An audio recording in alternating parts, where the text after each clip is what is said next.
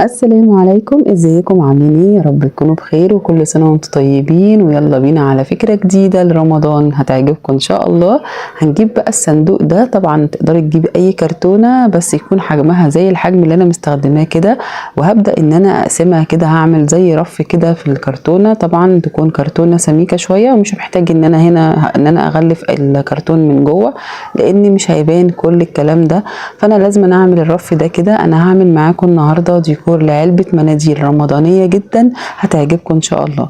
هبتدي ان انا الجناب دي انا مش عايزه اشيلها لانها هتدعم معايا الكرتونه. هبدا ان انا افتح بس فتحه للرف اللي انا عملته علشان لما اجي الزق الجناب كده واقفل الفتحه دي ما تضايقنيش واعرف اقفل الكرتونه. ابتديت ان انا افتح كده حوالي نص سنتي من الجنبين، وهبتدي بقى ان انا الزق الجنبين كده بالشمع. لو عايزه تشيلي الخطوه دي خالص تقدر ان انت تقفليها، بس احنا عايزين حاجه تكون قويه ومتينه للفكره بتاعتنا.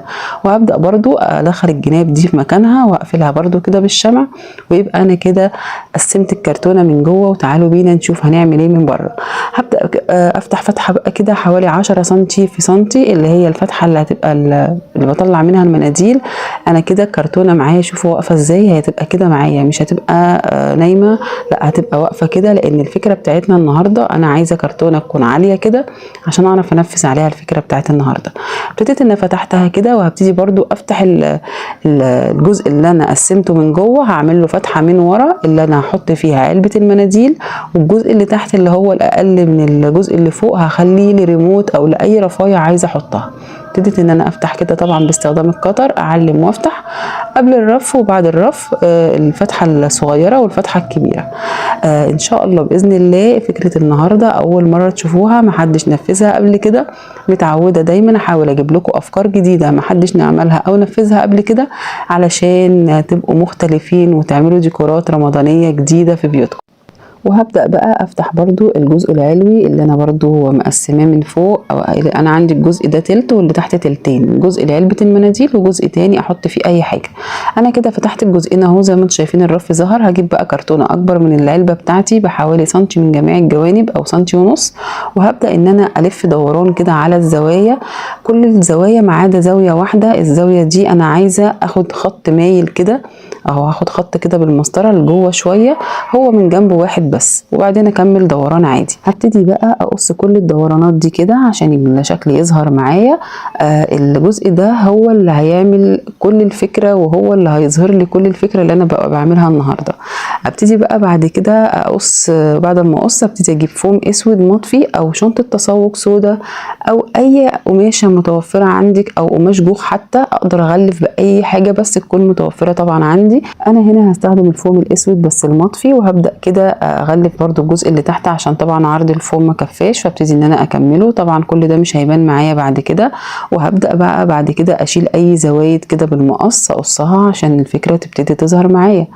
هنا استخدمت ده الورق اللي بيبقى في ظهر الستيكر، لونه انا عايزه اللون اللي شكله خشبي كده، مش عندي ممكن استخدم ورق كرافت، ممكن استخدم ستيكر اللي شكل الخشب، اي حاجه تحسسني باللون الخشب او الشكل ده. ابتديت ان انا اقص نفس الشكل بالظبط، وبعدين دخلت 2 سم لجوه عشان انا عايزه نفس الشكل اللي انا قصيته بس اقل منه ب 2 سم.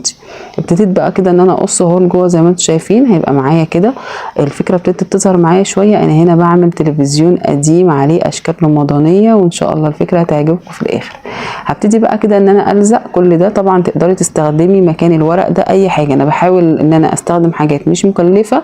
ده كان ظهر ستيكر زي اللي انا زي اللي محطوط كده شكله الابيض الطوب ده الظهر بتاعه، لقيته ممكن ان انا استخدمه في اي حاجه، بعد كده شلته. ابتديت ان انا الزقه. طبعا انا هنا بعمل التلفزيون عليه اشكال رمضانيه. هبتدي كده ان انا الزق بقى الشكل اللي انا اخترته لرمضان. تقدري تستخدمي فنانيس، تقدري تستخدمي بوبي وطمطم، تقدري تستخدمي اي شكل متوفر عندك. ده ستيكر بس انا برضو لزقته هنا برضو بالغيره عشان يبقى ثابت معايا. انا هنا بعمل التلفزيون بس ما كنتش عامله حسابي ان انا هعمل له المفاتيح بتاعته، بس انا هغير الفكره بعد كده وهتشوفوها هي بس انا هقلل شكل الرسمه دي من جوه مش اكتر بس. هنا جبت كرتونتين عرضهم حوالي 6 سنتي او 7 سنتي، وابتديت ان انا ارسم عليهم الرجول زي ما انتم شايفينها كده بنفس مقاس الجزء اللي انا هستخدمه كشاشه، وهبدا ان انا اغلفهم بنفس الورق اللي استخدمته او اي ورق انت او خامه استخدمتيها تديكي اللون الخشبي ده. طبعا مش هنقف على خامه، اي حاجه عندك استخدميها. مش شرط الورق اللي انا استخدمته ده، تقدري تستخدمي ستيكر شكل الخشب، تقدري تستخدمي ورق كرافت، تقدري تستخدمي فوم برضو بلون تاني، بس المهم تغلفي والشكل يطلع عندك، النتيجه تطلع عندك بالطريقه اللي انتوا شايفينها دي. هبتدي بقى كده ادخل كل الزوايد اللي جوه والزقه برضو بالغيره او بالشمع. انا هنا استخدمت الشمع عشان يبقى اسرع شويه معايا، وبعد كده هبتدي ان انا اثبته على القاعده بتاعه التلفزيون زي ما انتوا شايفينها كده. هبدا كده، انا عندي هنا واحده اقل من واحده، يعني الجزء الامامي عايزاه اكبر من الجزء الخلفي بحيث ان يديني ميله شويه للتلفزيون كده من ورا. هبتدي بقى ان انا اثبتها عليها كده. طبعا ده كده الجزء الامامي زي ما انتم شايفينه ابتدى يظهر معايا اهو، بس هنغير في الفكره زي ما قلت لكم، علشان بجد انا كنت هعمله من غير زراير وكده، بس لا عجبتني الفكره اكتر ان انا يبقى عندي التلفزيون هيظهر اكتر. وبرده قولوا لي رايكم في شكل الشاشه بالزراير او من غير زراير. هبدا بقى ان انا جبت هنا الفوم اللامع، وبرده تقدري تستخدمي اي فوم مطفي او لامع او اي قماش، وهبدا ان انا افتح بقى كده الفتحه اللي انا عملتها للمناديل الاول اهي، وبعد كده هكمل تغليف الكرتونه كلها بالفوم من الجوانب ومن الظهر، مش هغلفها من الامام خالص، انا هغلف بس الكرتونه كلها كده زي ما انتم شايفينها. وهبدا بقى بعد كده اغطي برده الجزء اللي ورا شرايح بسيطه كده من الفوم. طبعا بلاش، مش ههدر يعني، انا بس اي شرايح متوفره عندي من الفوم هبتدي ان انا الزقها واغطي الجزء ده كده من ورا، وهسيبه مفتوح. على فكره انا مش هعمل قفله خالص للفتحات دي، انا عايزاها كده مفتوحه، لان دي اللي انا هدخل واطلع منها علبة المناديل او اي جزء انا عايزة اشيله تحت. وهكمل يلا معاكم التغليف كده ونشوف بعد كده فكرتنا هتبقى عاملة ازاي. يا ريت بقى لو اول مرة تشوفوا قناتي وعجبتكم افكار النهاردة او فكرة النهاردة، اشتركوا في القناة وفعلوا زر الجرس ولايك وشير للفيديو عشان يوصل لكم اي جديد بقدمه. اخر قطعة معايا هي هبتدي ان انا برضو اغلفها. الفكرة سهلة جدا ومش تاخد منكم وقت خالص، بس اهم حاجة هاتوا كرتونة مناسبة للفكرة بتاعت النهاردة. هبدأ بقى اثبت الجزء الخلفي من الرجل اللي انا عملتها، وزي ما قلت لكم الجزء ده اقل في العرض شوية من الجزء الامامي عشان يبقى فيه ميلة شوية كده للكرتونة او للتلفزيون. هبدأ كده ثبته اهو زي ما انتم شايفين واقف كده. ابتدي بقى ان انا اجيب الغطا ده وهقص 3/4 دايرة كده اللي هو هيبقى الاريال، وهبتدي اطلع منه كده حوالي شريطين كده العرض بتاعهم سنتي او ازيد بحاجه بسيطه.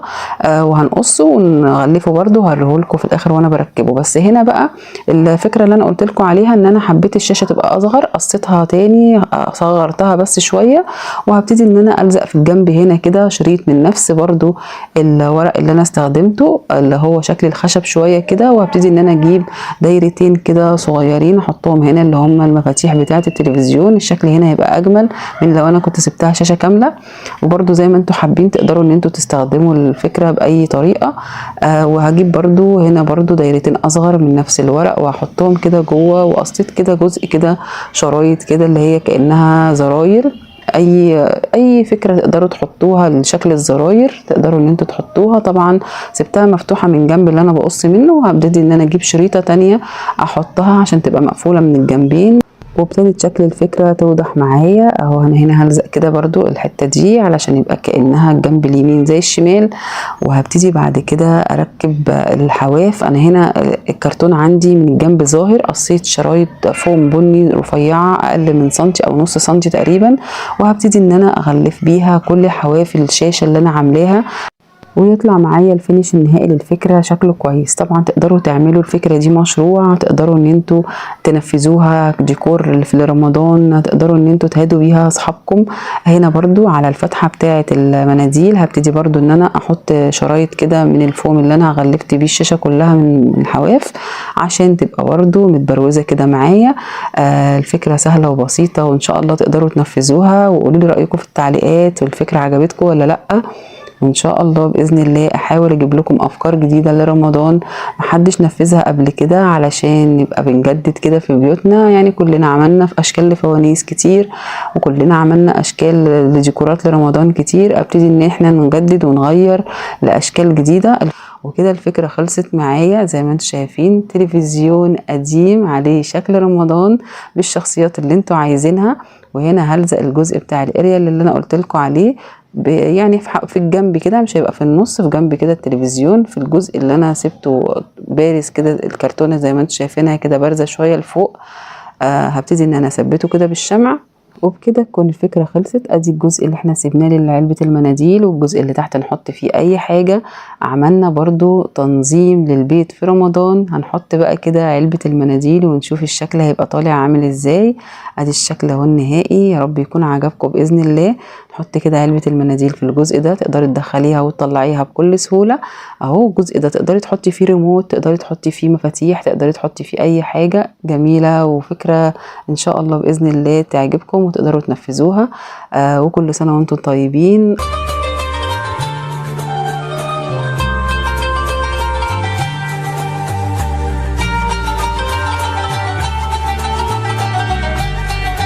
هنكمل برضو معاكم تجهيزاتنا لشهر رمضان الكريم. وفكرتنا النهاردة مش هتاخد منك وقت خالص، وسهلة وبسيطة، وهتقدري تنفذيها بكل سهولة. انا جبت شنطة كده من شنط التسوق، انا اخترتها لونها اسود، هي بصراحة كانت عندي. بس انت لو مش موجودة عندك تقدري تشتريها، وتقدري تشتري اللون اللي انت عايزاه. بس فكرة النهاردة هتبقى جميلة جدا باللون الاسود، وهتشوفوا معايا التفاصيل هنعمل ايه. انا جبت دلوقتي نتيجة قديمة عندي، وابتديت ان انا اقص قطعة القماش اللي هو في الشنطة على قد النتيجة، وهبتدي ان انا الزقه بالشمع، واحاول ان انا وانا بلزق اشد القماش كويس، عشان عايزة السطح بتاع النتيجة بتاعتي يبقى متساوي. ودي خطوة مهمة جدا عشان الشغل اللي انا هعمله عليه هيبان. انا دلوقتي اهو بلزق من جميع الاتجاهات، واثبت كويس بالشمع. طبعا لو مش متوفر عندك الشنطة، وعلى فكرة ممكن تستخدمي في الفكرة دي اي قماش اسود موجود عندك، بس يكون تقيل ما يشفش النتيجة، لان انا مش عايزة شكل النتيجة اللي تحت يبان. فكرة النهاردة سهلة جدا، ومش تاخد منك 5 دقايق على بعض، هتقدري تنفذيها على طول. انا اهو كده خلاص، انا خلصت اللوحة اللي هي النتيجة. يعني طبعا شايفين كده القماش مشدود وحلو كده، مش باين اي حاجة فيه. هنا كتبت كلمة رمضان. انا بصراحة رسمتها، انت بتختاريها من على جوجل، هاتيها من على برنامج بنترست او اي موقع، وتبتدي ان انت تشفيها او ترسميها. وطبعا انا هنا جبت الفوم الذهبي، وابتديت ان انا جبت كربون وطبعتها عليه بس بالمقلوب، طبعا علشان خاطر لما اجي اقلبها الكلمة تبقى مظبوطة. تقدري تختاري شكل الكلمة اللي انت عايزاه، هتلاقي اشكال كتير لكلمة رمضان او اي كلمة انت عايزاها خاصة برمضان. وكمان هنا برضو في فانوس برضو، طريقته سهلة جدا. شفيته برضو ورسمته على الفوم برضو الذهبي. انا هنا كده خلاص اهي قصيت الكلمة. طبعا هبدأ بقى ان انا اجيب قطعة من فوم تانية ذهبي، هبتدي ان انا اقص هلال كبير كده. هبدأ ان انا اجيب اي حاجة مدورة عندي، طبق او صينية، وهبتدي ان انا الف نص دايرة كبيرة كده، وهبدأ ان انا ارسم شكل الهلال كده. وهبدأ بقى ان انا اقصها بقى معايا الشكل كده. ابدأ بقى ان انا احط الهلال كده فوق، لان انا هعلق في الفانوس اللي انا برضو رسمته. وفكرة الفانوس سهلة قوي برضو، تقدري ترسميها بكل سهولة. انا كده هو شلت اللزق اللي على الفوم، بس برضو هلزقه برضو بالشمع عشان يثبت معايا وما يفكش. هبدأ بقى ان انا الزقه كده. طبعا عارفين ان الشمع على القماش هيثبت خالص، مش هيفك مع الوقت. هبدأ بقى بعد كده اجيب الفانوس، انا هبتدي ان انا ارصه الاول علشان ما اتلخبطش كده وانا بلزقه. وبعد ما ارصه هبتدي ان انا الزق قطعة قطعة. فكرته سهلة جدا وبسيطة، ومش محتاج رسم يعني ولا حاجة. هي عبارة عن شرايح كده، وزي ما انتم شايفين أبدأ بقى ان انا ألزق كل قطعة انا حطيتها بالشمع واثبتها. برضو هو في لزق، بس مش هعتمد برضو على اللزق، هلزقه برضو بالشمع. اهو انا هنا دلوقتي بلزق قطع الفانوس كلها. ودايما احط جنبي الحاجة اللي انا هبتدي ان انا ارسم زيها عشان ما اتلخبطش. ابدأ ان انا ارص زي نفس الرسمة بالظبط والزقها.